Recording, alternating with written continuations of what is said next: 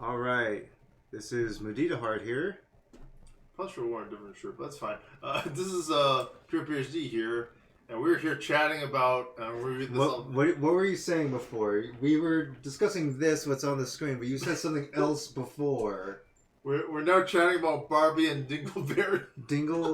You said like Dingleheimer.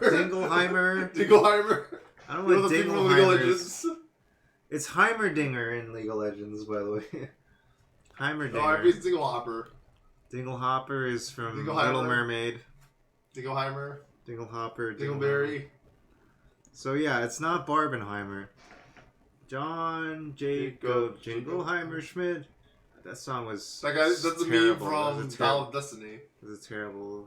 That was in Dial of Destiny? That song? That's the meme you shared with me because his alias is Smith. Oh, okay. Yeah. Okay. There's that thing where he's like Jimmy Bond, like, my name is Smith. Anyway, we're talking about Barbenheimer today. Yeah. We did a previous non-spoiler review of this, talking about the doubleheader. It was like 10 minutes long. Yeah. It's nice and short and sweet. Yeah. And you're still laughing at the stuff from before, I guess. It's all right. It's not. It's kind of funny, I guess. Yeah, remember the camera, so be professional. Yeah, but anyway, let's get on track. So yeah, we're talking about Barbenheimer. Barbenheimer is what is not actually a movie. It's like a double-header movie of two movies. With two different companies. From two different companies. Released on the same day or weekend or whatever. Yeah, they're both released on July 21st, 2023. Barbie, directed by Greta Gerwig, part of Warner Brothers and Mattel. And then Oppenheimer was directed by Christopher Nolan for Universal Studios. Which I don't think will be making it into the theme parks for obvious reasons. It might, I don't know. And it might in some way, who knows. Japan has an interest in it for some reason. Oh, interesting. But also, like, there's this whole thing on Twitter they showed me that was apparently not real, was fake news or something, about how like Barbie was founded on the same day Oppenheimer made the atomic bomb or something. Oh yeah. It was around the same time, but it was not the same day. Yeah. That stuff is interesting because of war times or whatever. So what is Barbenheimer? Why do people care about these two films together? If they don't have that in common, like what do they have in common other than their same release date? So, looking at Wikipedia, it is an internet phenomenon that began circulating on social media before the simultaneous theatrical release of two blockbuster films, Barbie and Oppenheimer, in the United States and several other countries. The word is a portmanteau of the film's titles. The dichotomy of Barbie, a fantasy comedy by Greta Gerwig about the fashion doll Barbie, and Oppenheimer, an epic biographical thriller by Christopher Nolan about physicist Robert Oppenheimer, scientific director of the Manhattan Project, blah blah blah. Prompted a comedic response from internet users, including memes and merchandise. Polygon described the two films as extreme opposites, and Variety called the phenomenon the movie event of the year. I should have read this because I forgot. Yeah, like in different countries, it probably doesn't happen because like they release the films at different times or whatever, so you can't do that. Yeah. Or if your theater doesn't show Oppenheimer because it's 9max 70mm, 3 miles long, etc. Yeah, I don't know how much. 3 hours long. Yeah, I also don't know how much people care about this outside of like being people who are just incredibly online. Yeah. Just care about memes all the time. But we went to the theater and like we didn't have like. Did you see Barbie? Did you see Oppenheimer? We just saw a whole bunch of people wearing pink. That was it. Yeah, most people just seem to care about Barbie and didn't care about the memes as much. Yeah. Also, there's only like one Oppenheimer showing. There was like 8 like Barbie showings because it was a shorter film. Yeah, and also it just seemed to be more hype around like a bigger release and stuff around Barbie. Yeah. And like it was projected to have a bigger box office in general, even like way before. Yeah. But let me see. What else should we say about this phenomenon? Should we mention like the Universal, Warner Brothers dynamic and stuff like that? Christopher Nolan's comments. I like to research more about that actually because I'm not sure if there's a Wikipedia article saying it or if it actually happened. Yeah. Oh, there's one thing that I read in the Wikipedia that said, like, apparently originally Universal had the rights to Barbie and then never made the film.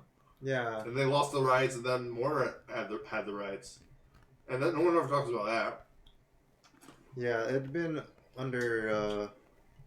It was in developmental hell, and it went for, like, 5 it was like several years. Several different companies.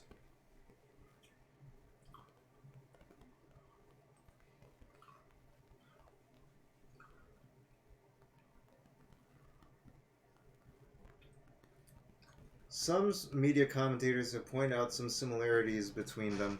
Both films have been analyzed as exploring existentialism and the theoretical notion of the Anthropocene.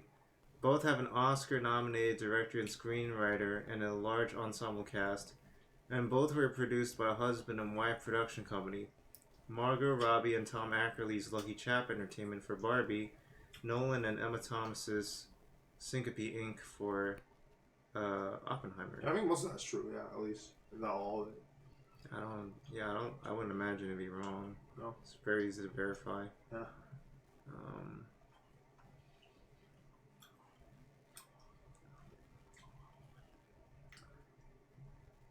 Yeah, I don't know what we want to say about this. We'll just go straight into the next part. Yeah, let's go straight to the next part. No. Just like a brief overview of like going into this. Yes, there was an internet phenomenon around Barbenheimer as like a fun double feature people could do together just because there were tons of memes about it. Two Oppenheimer for my Barbie friends, two Barbie for my Oppenheimer friends, etc., etc. Me and my Barbie, me and my Oppenheimer. Yeah, if you don't deserve me, if you can't handle me at my Oppenheimer, you don't deserve me at my Barbie, that kind of thing. Yeah.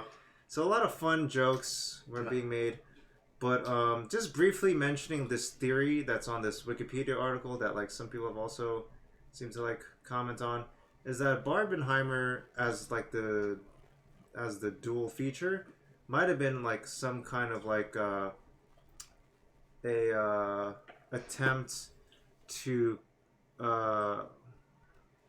correct something happening where Warner Brothers was trying to slight Christopher Nolan by releasing Barbie the same day as Nolan's Oppenheimer, because Nolan had left Warner Brothers because of his criticisms of how Warner Brothers was being run, and he had been open with his criticism, and then left to work on Oppenheimer at Universal. And he had been a long time, Warner Brothers film director. He'd done like the Batman movies and like many of his other films after that, and he said it was a great company for a while, but then he said it really went to heck after the streaming stuff, and then so he decided to make Oppenheimer at Universal, and they give him privileges on that. But Warner Brothers, some theories go by some analysts that like Warner Brothers counterprogrammed by putting Barbie the same day as Oppenheimer in order to slight Christopher Nolan and take away some of his box office sales. So, in light of that, some people believe that the attempt to make people watch both movies in order to not take away sales from Christopher Nolan is something to help out the industry and help fight back against like executive petty stuff to like hurt directors and stuff like that. Anyway, that's like a very quick overview. There's a lot of gaps. There's a lot of things I'm not sure about, honestly. But that's kind of the gist of like what they say in the Wikipedia article. Feel free to look at it more for more details. Look at all the citations. Citations are very important. Look at primary sources and whatnot. But even then, a lot of it is probably like still hearsay based on analyst interpretation. I have something impromptu to say about the whole Mamma Mia Dark Knight thing. Oh yeah, go for it. I don't know if there's counter programming, but I do notice that there was strikes happening at the same time. Like in 1980, there's a strike also, and as a result, like, The Shining didn't do well because like there's like 20 films coming out at the same time that were really good. In 1989, the same thing happened with like the strike, and Batman came out, License to Kill suffered because of Batmania. Batman '89, right? Indiana Jones Lost Crusade did well. which hurt License to Kill as well. There's like so many films coming out in '89. Yeah. Yeah, I don't know. Like sometimes there's just like different cycles of like when big budget things are happening. Yeah. And when's the good time to like make money? I think 1980 and 1989 were very early examples of the tension economy. Except people were going to the theater as opposed to like watching on streams or whatever. Or ads. Interesting. Yeah, it was pre-internet back then, so or like pre-mainstream internet back then. Like you were going to the theater as opposed to like watching on apps. Yeah, now the economics of watching in theaters is completely different because like if you're watching movies in like the Great Depression, like you pay 5 cents at a theater to watch a lot of movie to be escapist or whatever, but it was relatively affordable to the average person to offer some escapism during some dark and dreary times. Now you can like pay for a streaming service for basically the cost of a movie ticket per month and watch so many films and stuff. And that Netflix blew up really after like 2008 and stuff. And then the streaming wars happened recently. And yeah, so now the economics of like the film industry, theatrical releases, and streaming has like really been so divisive and stuff. Also, there was a concern about like downloads, like what's it called, a la carte digital download marketplaces, but that went very quickly away after streaming services became popular and stuff. I had something to say about that. I'm trying to remember what it was. Like I'm thinking of like iTunes and stuff. Right.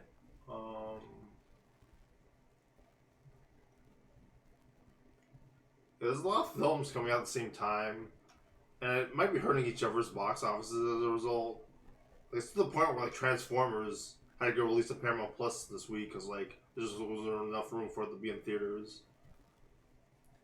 Yeah, it's a pretty dense summer blockbuster schedule. I think a lot of it because of things getting finished after pandemic and stuff. Yeah. We watched Indiana. We watched like 6 movies this summer already, and there's still more we're interested in, kind of. Yeah, surprisingly, watching more than 2 movies a month is a lot of work, even 3 months in a row. Like that's a lot of movies to watch in theaters. Yeah. So Regal Unlimited is kind of working out for us now. But, like it's a lot of work to make a use of it. Yeah. But yeah, it's good for podcasting and stuff. Yeah, for fun. I think we need some music or something. Yeah. Anyway, all right. Let's see. What should we get going? Like some. I know there's like an Interstellar remix or something. That's cool. Interstellar remix. Let's get that going real quick.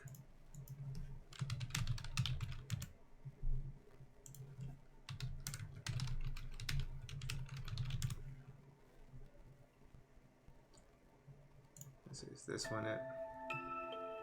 There's a dance remix. It might be a little too intense. EDR.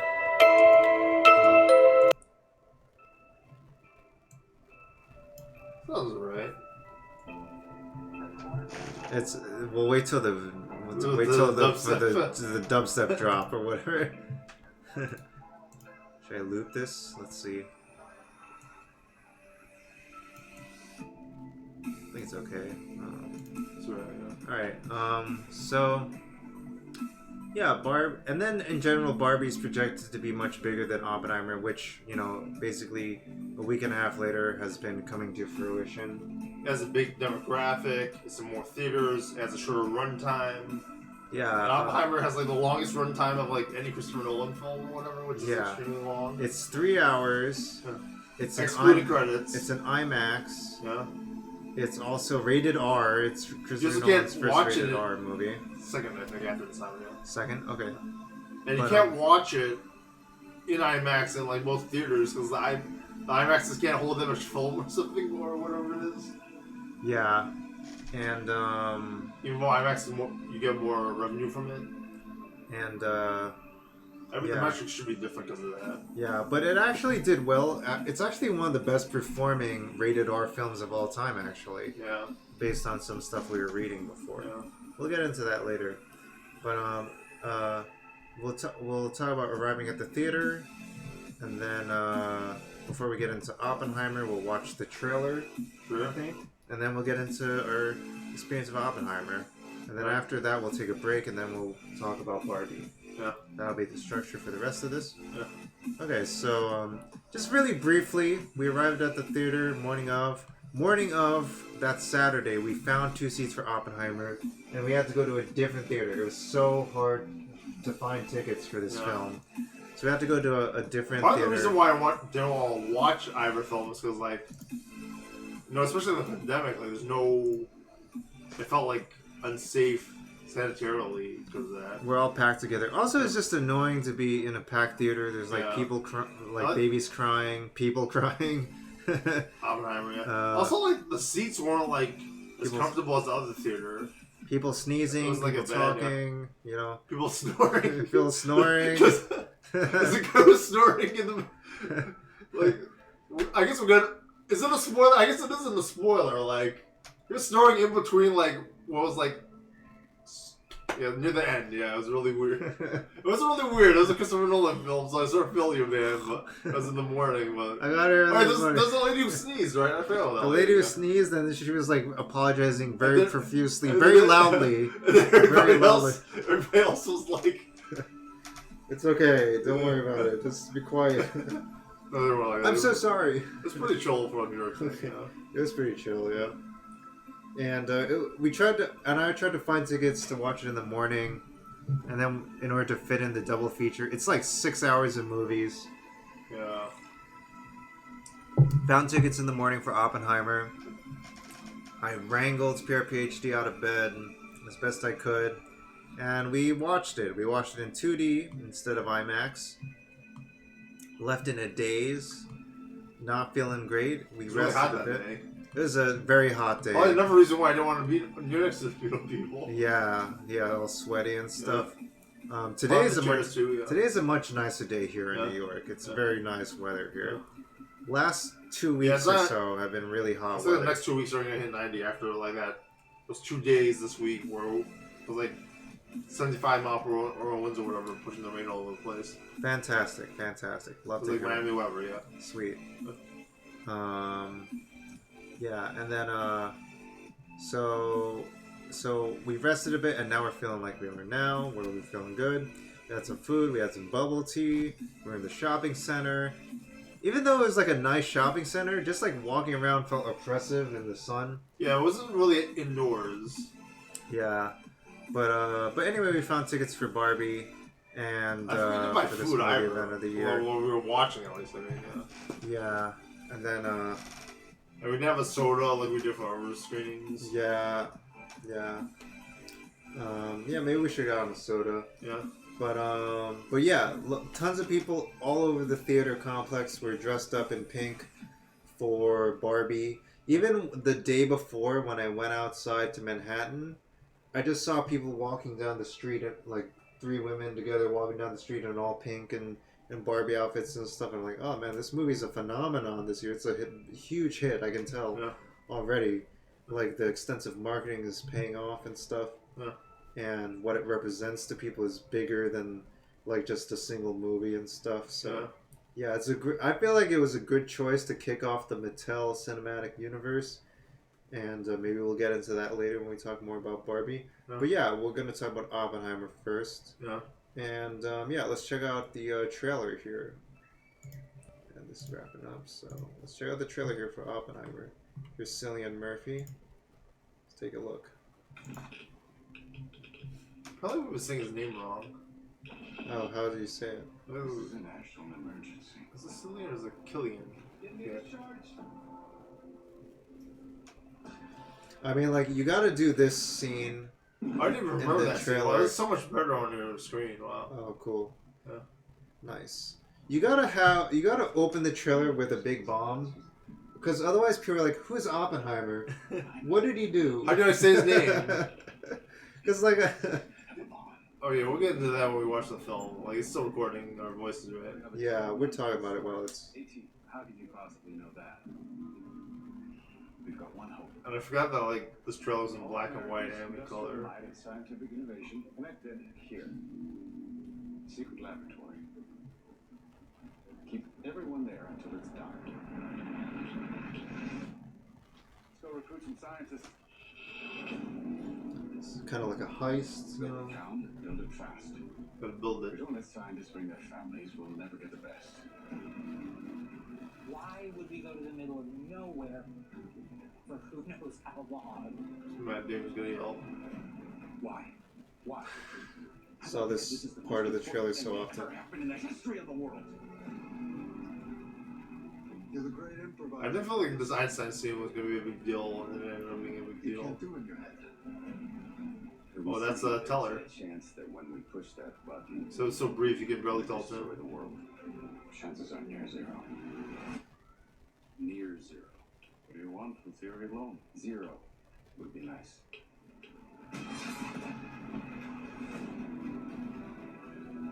This is a matter of life and death.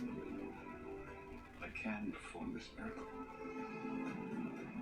World War II would be over. Our boys would come home. That's happening, isn't it? The world. It really just felt like a Hans Zimmer film. At least the trailer does.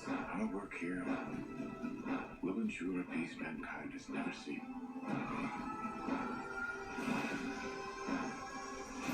Until somebody builds a bigger one.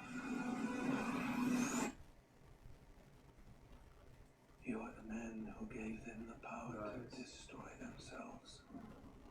And the world is not prepared.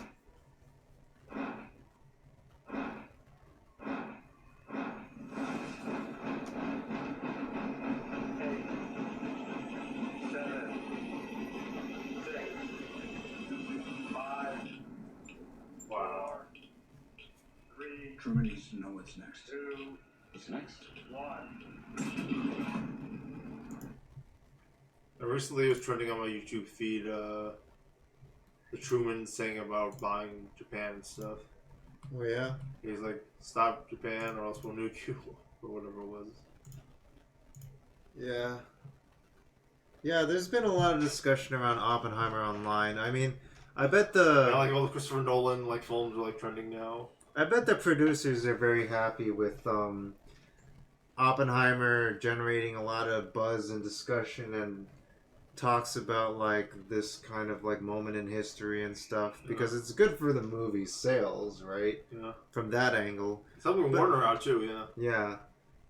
It's helping Warner out too. Because it helps the back catalog of Christopher Nolan as well.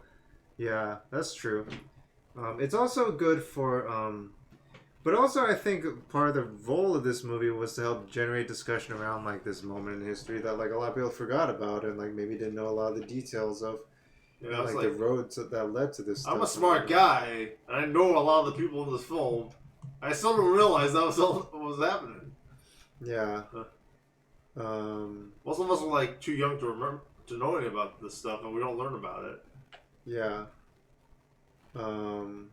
So how did this movie get made? Just very briefly, it's a biopic about this American scientist, and it actually started with, of all people, Robert Pattinson. The Batman. The Batman. Not Christopher Nolan's Batman, but another Batman. Not the Dark Knight. The Batman. The Batman. Robert Pattinson gave Christopher Nolan the book American Prometheus. American Prometheus. Stealing Fire from the Gods to Christopher Nolan, and it's a book about Oppenheimer's life after Nolan's interest in Tenet about a technology that could transform humanity and stuff. I didn't see Tenet, but that's what I understand. I'm not gonna say. Don't say much. But Don't say anything. if you've watched, whatever. Yeah. The movie is framed as a biopic where it goes back and forth between Oppenheimer's life, the path to the creation of the atom bomb in the past, and the current day where he's being interrogated in the McCarthy era. This is established very early on in the film. I don't think it's that big a spoiler. When I read that stuff, though, I figured it was gonna be something, but it didn't end up being like that. Okay. Yeah. And there's several threads to follow in this movie as an overview. The arms race for the American scientists to build the bomb before the Nazis, all the research and development, the collaboration of the scientists involved, and the ultimately successful test in Los Alamos. Big spoiler, they build it. I don't know if you knew that. Yeah, there you go. But that's how we ended up where we are Spoiler now. for you, man. This is spoilers in real life, folks. So that was one aspect. Yeah. Another was this discussion of the ethical dilemmas of using atomic weapons in the real world in real combat against the Japanese and the fallout thereof. Huh? Through violence, will we bring about world peace and stuff in a certain way? And then the aftermath of the Cold War, some of that. Then also the interrogation of Oppenheimer's loyalty to America during the McCarthy era. Takes up a big portion of the movie. Then also Oppenheimer's personal life, his relationships with people, other scientists, his romantic interests, and people like that. And that's all taken apart through these different threads that are happening.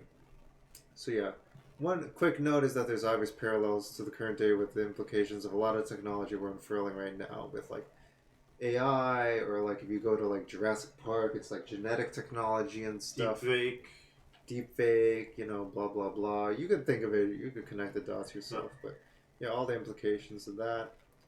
I don't know, we could talk about this a little bit more, but yeah, here at the end we could talk about who this movie is not for and stuff. But yeah, any points we want to make about all this kind of stuff here, about what's happening in this movie? There's a lot to discuss with these different threads and whatnot. Covered it all. Maybe more in his personal life, or more in the loyalty to America. I mean, well, just as a basic, the main thread that people are thinking of following here is this arms race to build the bomb. This is portrayed as like, it's kind of similar to, in a way, I was thinking of this the other day, that's kind of similar to, what's it called? The other Christopher Nolan movie, where it's like they called that the mind heist. This is like the scientist heist or whatever. You know what I mean? Inception or whatever? Inception, yeah. This is kind of like, they're gathering a squad, set of team members to like do the ultimate heist of a lifetime. Here, they're spending like billions of dollars, and all these researchers, gathering all these researchers and their techniques, putting people on different teams, coordinating between them, organizing them, working out personal differences and stuff, and getting people collaborating to figure out how to make this thing happen. And you get to see him at work doing what he does best and stuff. That's really compelling and thrilling and all that. And you're kind of like weirdly like cheering for them too, even though like what they're doing is kind of unconscionable. But also there's also people objecting to it through the process as well, which is natural, you can imagine. And I think they did want to have that in the film, to have people say, hey, even though they were working on this, some people did have some ambivalence about this as well. I feel like when they were building it, the arms race was fine. Then actually using it was a bit of a problem. Yeah, the dilemmas of when they actually came down to like, well, we built it now. Well, what now? What do we do now? What are we supposed to do with this stupid thing now? Yeah, it never occurred to me that like once they built it, they were like, well, we were planning on using it against the Germans to stop them, but now we have it. We don't need to use it. Maybe we don't need to. And it's like, and there's a brief.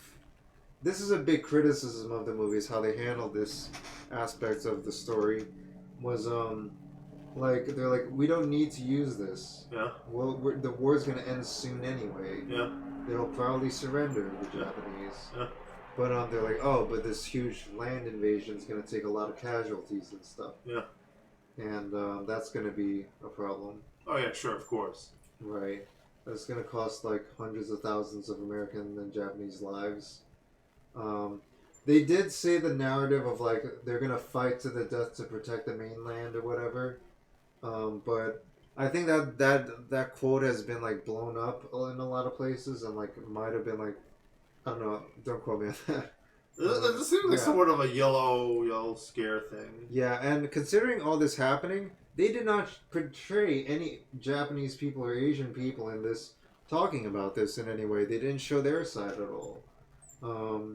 But maybe it kind of captures this kind of claustrophobic perspective that's from the American side of like just this Oppenheimer guy sitting in the room. And it's like, I'm just hearing this from you guys. I haven't talked to anybody. I don't see anyone. We're just talking abstract discussions now. Well, yeah, most of the time it's on the bomb plant or whatever, on the bomb lot. Right, when they're in Los Alamos and the different.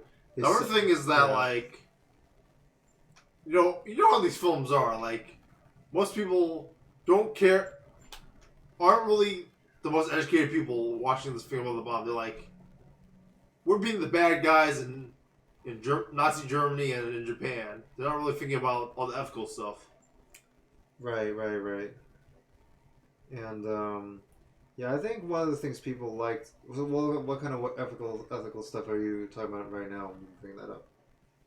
Making the bomb, dropping the bomb, that kind of stuff. Right. There was admittedly a lot of hand wringing about like even building the bomb by some of the scientists they were trying to recruit, and like and then like even discussions on like how should we use this if we do use this, where should we drop it if we do drop it somewhere. One interesting scene, I think this is like kind of good. Like this is a spoiler, but it's also in real life, and I also think I saw this online. This is actually how this discussion happened.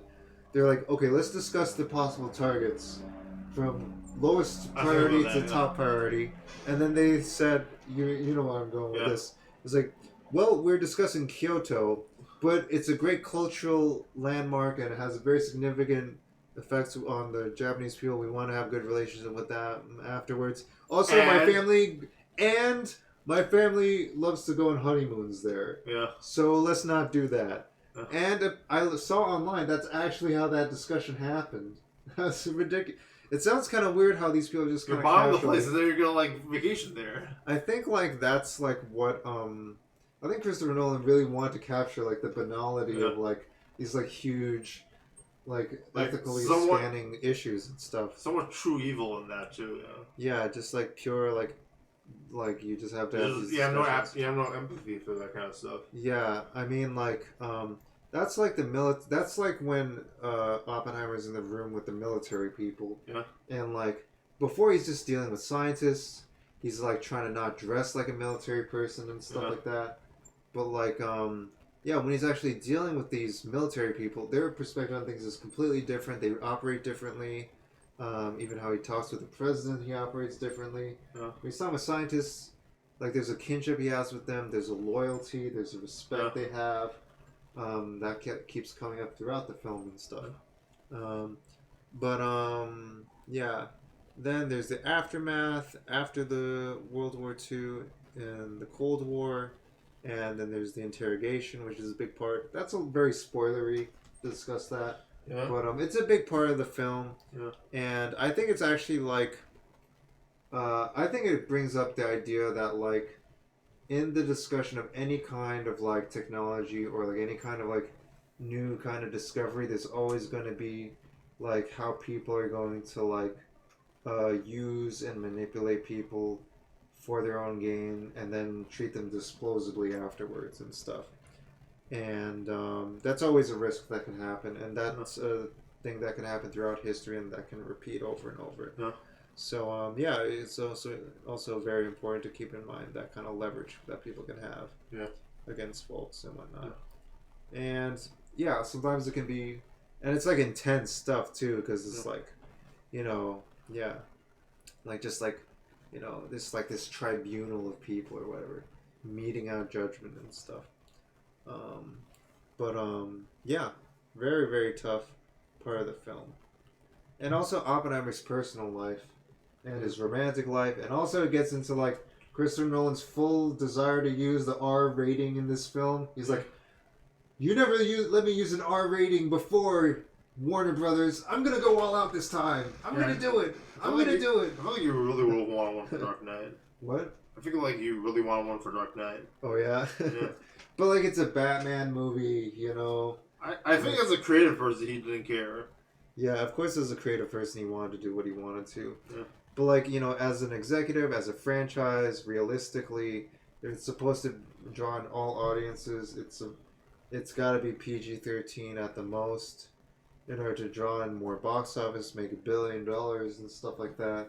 And it did. It did make that money and stuff, and it reached a bigger audience that way too. Yeah. And it probably freaked out a lot of people. Freaked out more people that way as well. Yeah. Maybe traumatized some teenagers. Oh yeah, we're gonna make practical effects for Oppenheimer. Oh yeah, you remember that? Yeah. That was a big headline during like the pre-release marketing team. Yeah, how did they do it? Did they say like what was it exactly? This is how they did it, but like all I know is that they didn't use CGI. That's all they meant. They didn't actually make a real atomic bomb. Maybe they like had black and white footage and then made it like red or something. I don't know. Yeah, interesting. Yeah. Also, like a lot of the effects are pretty interesting too. There's like some portrayals of like how what's going on in the mind of Oppenheimer when he's having like visions and flashbacks and like images of the quantum realm. I said quantum realm, like this is Ant-Man or whatever. Yeah. But like how things work on the in quantum theory on the quantum level and stuff. Yeah. And also like his visions of like the atom bombs being dropped and stuff. Those are effectively I feel like people were like, oh, you gotta show like all the way the kind of stuff he was doing, but like I felt like pretty affected by like what they did show about like him like wrestling with the implications of what he did at a distance and stuff. I feel like that was really... But there's also a lot of other movies that deal with this kind of topic that also show what its effects on people in Japan and whatnot. There was this one part of Tenet, which I'm not gonna spoil it, but like he was explaining like the whole premise of the movie or like some of the science stuff. I was like, oh, that character should totally know that. You should be telling him that. It doesn't make any sense in the dialogue. Oppenheimer doesn't have that problem. Like when they explain stuff to each other, it feels like natural dialogue between like scientists and stuff. It's not like, oh, you know E equals MC squared, right? Or like, this is an atom, there's a neutron in there, there's a proton in there, there's a neutron in there. Like, they were talking to each other as if they were actual scientists. Right. They're not dumbing it down for the audience or something. They're like just... Even though it won't make any sense to like the actual characters to explain it that way. Yeah. It's in character. They like let you go along for the ride. They kind of like... Also, like... This is Oppenheimer. If you don't know who Niels Bohr and all these people are, like, you're probably not understanding a whole bunch of stuff in this film anyway. Enrico Fermi. Nuclear bomb, nuclear energy, etc. Dick Feynman was there, too. See, I also all these people you're talking about, I don't know why. Also, this film just had a lot of people in it. There's a lot of scientists and a lot of actors. There's an ensemble cast. And an ensemble amount of characters. Also, look at this... this might get into spoilers a bit, so if you don't want to see the cast, don't look at this. But look at this. We're just gonna scroll through this. Look at all that. Look at all that. And like we have like some. This film has a small budget for a blockbuster. You know, it's $100 million budget. It's a small budget for a blockbuster, but it's maybe a big budget for something that doesn't have any CGI as a blockbuster. You know? They use CGI. So yeah. Let me see. What else do we got to say about this? Also, one thing I was thinking about is that like, there's gonna be edgelords who watch this movie who are like, "Yeah, I'm Oppenheimer. I gotta get things done, and people gotta respect the way I do things. You know, buddy. You know, Jack. You know, we might not like how you do things." But damn it, you sure do get results. That's damn right, and that's why you can't stop. That's why you gotta watch Oppenheimer instead of Barbie. That's why you gotta keep getting me on the job. You gotta respect me, despite the fact that I have no social skills and no acuity for morality, and I don't know what I'm doing. So that's the problem with it. And that might happen in like, you know, anywhere from like just dudes in college, you know, or people in programming, or people in software, or people in sciences, STEM fields. Computer programming could be a big problem, actually. Male-dominated fields. When I was studying computer programming in college, when I temporarily went into it as a major, there was like no women in that class. Yeah, that's a big problem. No. Yeah, they talk about that in some of the books I was reading recently too. And yeah, I saw someone play a video game stream of a game that was called like Women. That was by a studio called like Women First, It was like made in like 1993 or whatever. Huh? And they're like, yes, we're making this game for women. But our research is informed by interviewing many, many women. And we know what they want now. But there's no mention of like hiring women on the staff or anything. It's like, is it all men making this game? Like, what? But we talk to a lot of women, and we think about what women want. I don't know. Yeah. So, yeah, more women in STEM is a good thing. We gotta have that, but it's an uphill thing, and they've gotta. Thankful for all the women pioneers over the years and whatnot. I mean, just small details. It's getting better over time. Small details about this in this film too. Like, there's some women. There's not that many. There's not that many women in this film. It's a very male-dominated film, very white-dominated film as well. Yeah, some of them were like from different countries, but like it's still like Western or whatever. Yeah. There's also a lot of. I think like this is part of the film, so it's not like quite. Yeah, I think there's. You know where I'm going with this? There's anti-Semitism in this film. Well, I was gonna mention like the stuff we just talked about, yeah, but like there's that. I guess we're talking spoilers anyway. Yeah, that's part of the reason why. We don't have to get into too much. I think this is like. Well, I said that should be good enough. I didn't complete this. That's not really like. Yeah, the stuff we were talking about before is not really spoilers. You know. Right. Yeah, but a big problem in terms of representation is like not showing like how this affected Japanese people. Also, some people are saying... They don't also show footage of the Holocaust, even. Yeah, they don't also show... I mean, like, I think it was just showing Oppenheimer's perspective on, like, he knows that these things are happening with Jewish people in Europe and stuff. And that results in a lot of stuff, and it makes sense, like... He sees the headlines. There's a whole thing about, like... There's only so much stuff you can do to like, placate people who are like racist. Like, you can't change your race or whatever, or your I forget what else. You can't change your race in front of them, and that'll make you a target sometimes. You can't change your race in front of them. What do you mean? No, I mean like,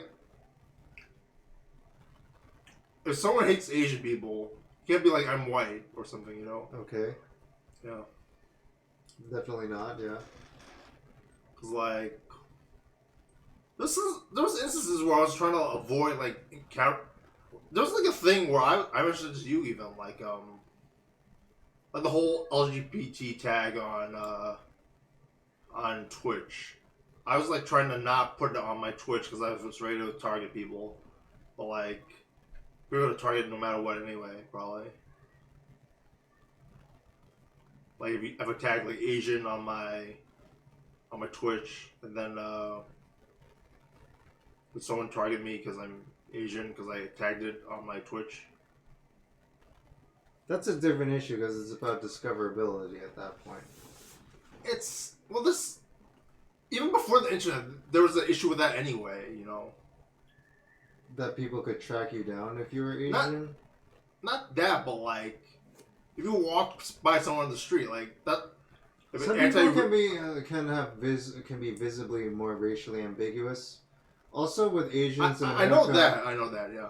And then also with Asians in America, this is getting into this discussion. Yeah. With Asians in America, people aren't sure if Asians are considered people of color or considered non-people of color. Yeah. And that's like part of the model minority aspect in America on Asian people. Like there's literally a story I was learning about during like Asian American Month was like during like the civil rights era during segregation, like there was a McDonald's and like this Asian guy was just trying to get something at McDonald's, just something that should be something very simple, and then there was the for whites line and there's the for coloreds line. Yeah. And he's like, I don't know which line I'm supposed to go in, so he's like, he went in the coloreds line, and he's like, hey, you don't belong here. He's like, okay, I guess I'll go in the whites line. And then the people in the whites line were like, hey, you don't belong here. And he's like, what do I do now? So that's kind of like captures a little, just like a very objective thing in a McDonald's of like the kind of status of Asians in America. Anyway, so this is like a really side tangent kind of thing. Maybe, I don't know, we don't have to get into all this right now. There's this whole thing about like how I remember this was an issue when I was on Facebook. I didn't want to encounter far right people, and to not encounter them, I would not To not encounter them? like. How would you even encounter them? They encounter you anyway. Like, you know how Facebook feed is. They randomly see stuff you say and then they respond to you. Are you like commenting on public groups? No. Are you friending them? No. How do they see you then? Just because it's a Facebook feed, it randomly shows up. As like people to add as a friend? No, it's just a comment or a post. A comment or a post? Yeah. Public posts? Public post, yeah. Oh, I never said my post to public anyway. There you go. Said friends only. But like, you know, I don't know. There was a thing a while back where like people would Americanize their names or whatever, so that would cause like less confrontation. Yeah. But like Asians don't really do that with their last names. So like, and like there's certain things that you can't change that will definitely make you, if you encounter like a far right person who's like anti-Asian, that'll be an issue. I mean, sometimes women, when they marry, they might take their husband's last name and then like they put it on their resume and then they you know, on the resume, when they're just looking at the resume, they're like, oh yeah, maybe we'll bring this person in for an interview. Yeah. And then they get to the interview stuff and like, oh, okay, this person's good, but we didn't realize they were Asian. Yeah. So that happens. Yeah. Yeah, I know. Yeah. Yeah, I think we had enough about that. We can continue with the rest of the review, I guess. Okay. Yeah. Yeah, I'm not sure how we got on that exactly either. It's because of anti-Semitism and how did this tie with Oppenheimer? like, it's a racial issue, you know, like, we're talking about our technology and,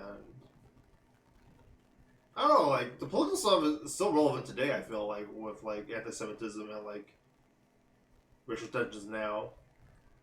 Which stuff are you talking about, though, is what I'm wondering, specifically. Like, I don't think you can hide, like, your race to a certain extent after a while. Like, to avoid confrontation. It's very different depending on, like, if you're Italian, if you're Irish, if you're Jewish, if you're Asian, if you're black. It's different if it's I'm trying not to say, like... visibly, it's different visibly. if you're mixed. I'm saying, like, visibly, some people have no option with that. There you go. There you go. That's what Is I mean, that what you meant? Yeah, okay. yeah. Sorry. Whereas, like, if you're Jewish, you can, like, maybe pass as German or something. Yeah. Or, like, if you're German American, you can pass as American. Yeah. Yeah, is that what you mean? Yeah. Okay. Was that coming up in this movie? It came out when you were talking about this conversation about anti-Semitism and, like, I forgot the rest of it, but, like, it was coming up, yeah. Actually, when I was looking up Richard Feynman, he was another physicist. I mean, it's probably, you didn't say this, but, like, obviously they didn't show parts of the Holocaust, so, like, I mean, that's pretty relevant, like, to that, like, trying to hide your identity. Yeah, I mean, like, I read Mouse, the Art Spiegelman graphic novel. Pulitzer Prize-winning graphic novel. Yeah. And he said, like, one time, you know, he had done many different things to, like, try and avoid getting caught in the Holocaust and stuff. One of the things he did was, like, there's, like, 2 buses or 2 trolleys or something. Yeah. One trolley was for Germans, one trolley was for Jews. Yeah. And he went into the trolley for Germans and he gave a Zig Heil and stuff. Yeah. And then that way he could stay safe and stuff. Yeah. Instead of, like, getting caught in, you know, stuff like that. So, yeah. And he wasn't recognizable that way. Yeah. Yeah. Yeah, maybe I shouldn't have said that. Yeah, it's probably getting banned somewhere. Yeah, I know it's like, hopefully in the context of that is understood. Yeah. I should have just said a salute or something, but my bad. I'm sorry. The context. I mean, it's Indiana Jones. Like, if that gets uploaded to YouTube or whatever, that's gonna be it's gonna be in the thing. Yeah, even in The Last Crusade. Last Crusade is not exactly an R-rated film. Yeah. What else was there? There's another thing I want to mention in Oppenheimer. Oh yeah, in Richard Feynman's Wikipedia article, is that he was from Far Rockaway as like the son of like Jewish European immigrants, and then this I'm like maybe I read this really quickly, but like he also worked on the Trinity Project, and like was in the movie Oppenheimer. There's like an actor who played him. He was the one playing the bongos, I believe. Oh wow. And he was in the car because he didn't. So that's why he didn't have the welder's glass. Yeah. Because this is not a big spoiler because you have no idea who this person is because they don't. I don't know who this is. I watched the movie. You watch the movie, you don't really follow who this person is, so it's not a big deal. Anyway, he's in the movie, and yeah, during his Wikipedia article, they mentioned like how in universities. They were like, "Oh, is Richard Feynman like Jewish or something?" Because like there was like a Jewish quota in universities at the time. Oh. For like, that's like that was its own form its own form of like admissions or whatever. Like I think like I don't want to mention like this whole controversy that happened affirmative recently. action and stuff like that. Yeah, that's exactly what I was going to talk about. So like that's a whole can of worms. I don't want to get into it right now, but like it's a very important topic and issue, but. Yeah, it's a big can of worms that we can't really moderate on this right now, but yeah, I mean, like, this is a thing that happens throughout history. Okay, anyway, moving on, we gotta talk about this movie. Yeah, should we move on to, like, who this movie's not for and who this movie is for? Probably. Okay, so who this is not for. People who are not about the depictions of a post-nuclear world. Yeah. Very distressing. If you're not ready to watch something that discusses that, not a great movie for it. People who want a feel-good movie without major ethical and existential contradictions about humanity's scientific advancements. If you want just like science is saving us, we're able to save the day, we know what we're doing, everything's getting better day by day, be a hero, you know, everybody can be a hero, you know, heroes always make the right decision.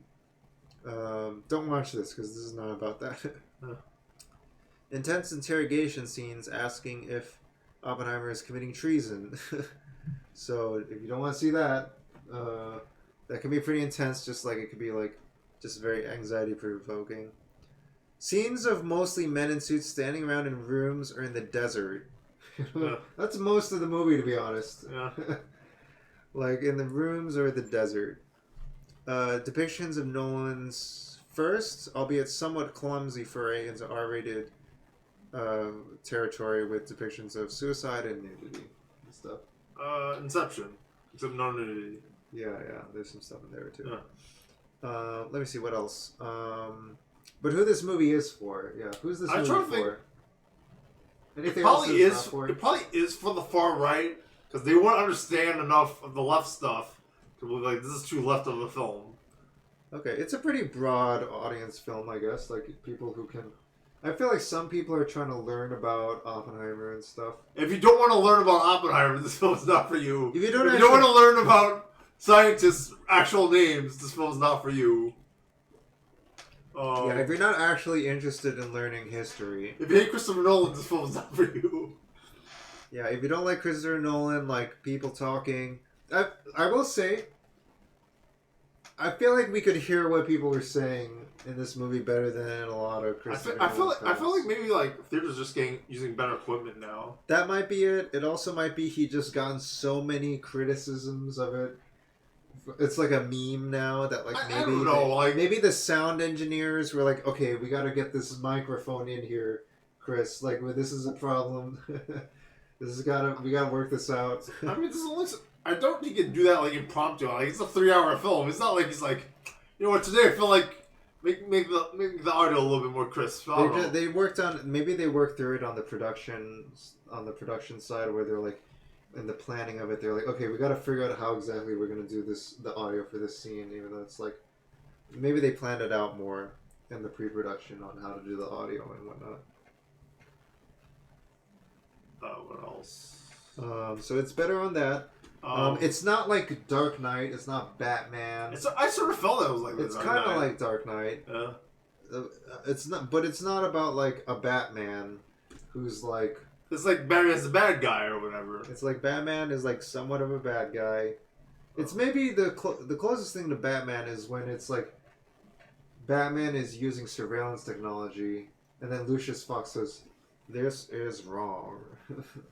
But I need to use it. Use it. It's I Max Powers. Yeah. If you want like a diverse cast, this film probably isn't for you. Yeah. Not a great diverse cast. Not even a great diverse cast for women. If you want a film that's not in English, I don't know if there's dubs of it, but it's probably not for you. Yeah, I feel like even like some of other Christopher Nolan's films have better representations of women than this one. Even of people of color, even. Yeah. But I think that's on purpose, yeah.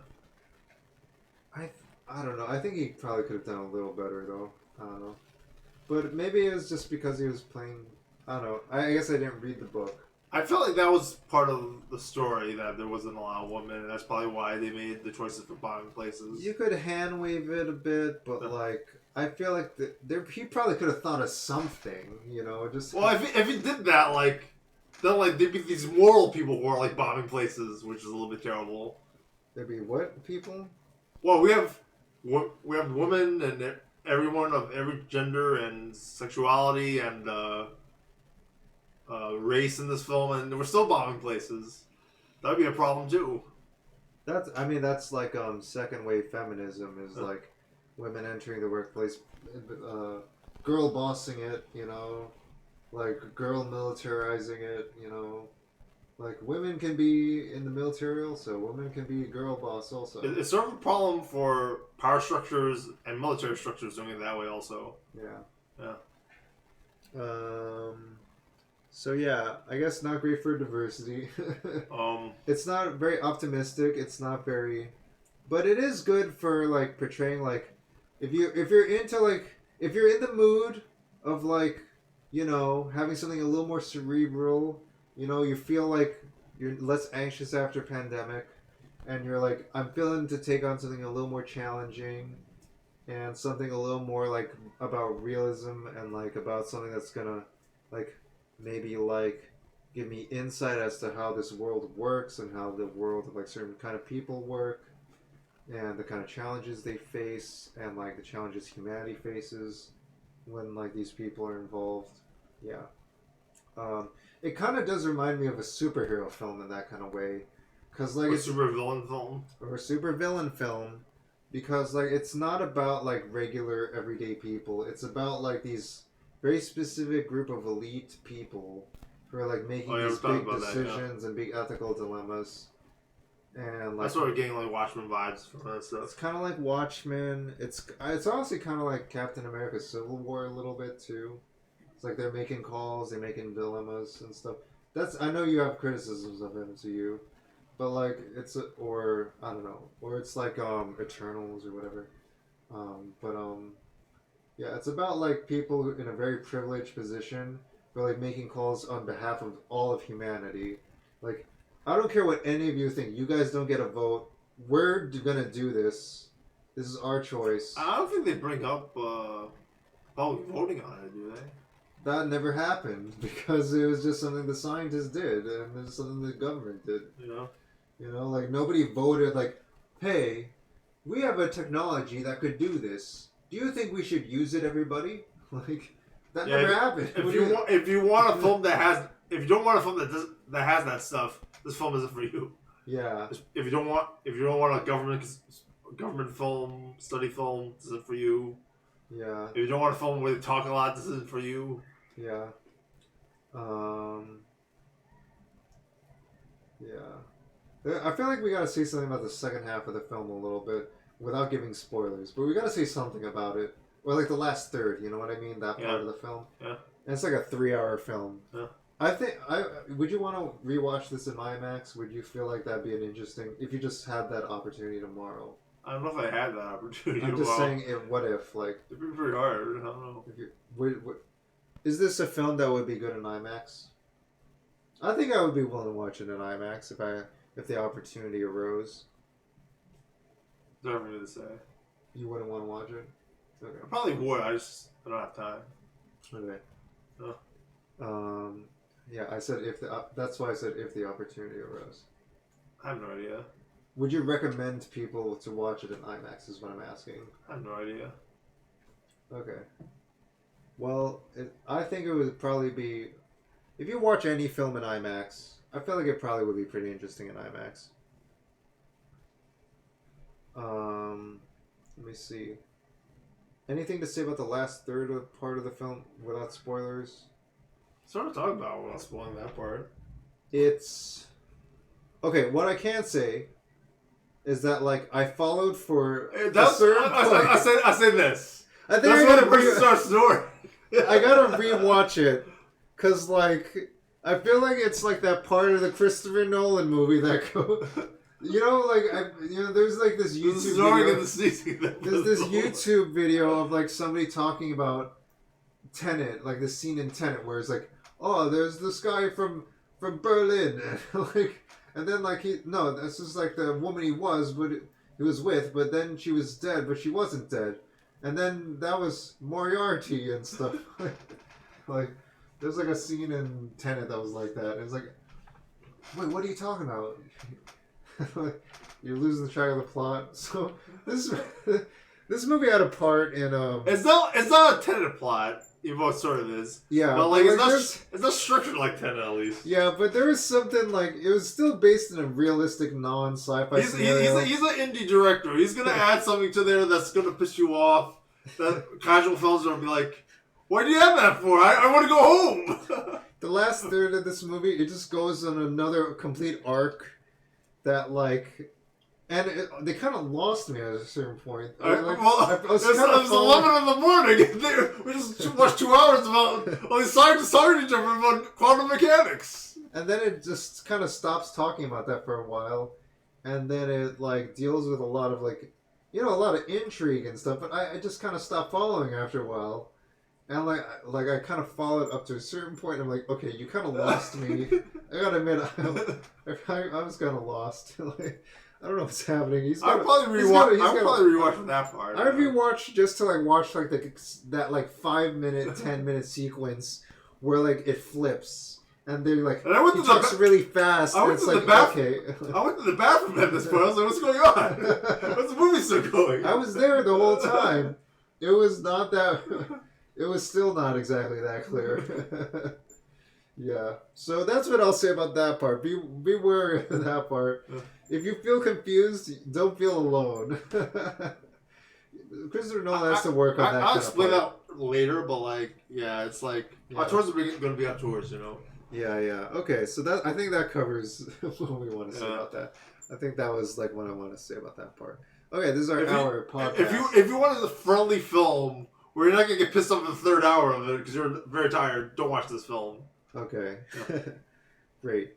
So this is okay. I think we got to wrap up here. We're at an hour now. Yeah. So yeah, coming up in part 2, we're going to talk about Barbie. Yeah. And I think we'll probably talk about some comparing and contrasting between Barbie and Oppenheimer. I think probably would be a good thing to do. Or I don't know. We don't have to. I guess before that, I'll just say just cover the third hour thing. I think the thing they want to do was like Oppenheimer is a biopic. They don't want it to be called Nuclear Bomb. They want it called Oppenheimer. Yeah. It's not purely about this one thing. It's told through the story of a person and their personal narrative. Yeah. And their journey through dealing with it. Yeah. Not everybody's journey. Yeah. And we can wrap up on that. That's fine. Yeah. Well, that was the final hour, and that's the final part of this That's podcast. the through line. It's the through line of an enigmatic man, his decisions. Man of mystery. Oppenheimer! Yeah. And then up next is I'm a Barbie girl in a Barbie world. There's a plastic. It's fantastic. I said so twice. Made of plastic. The plastic is fantastic. Alright, up next is Barbie. Alright, take it easy, folks. We're going to take a break. Yeah. Peace.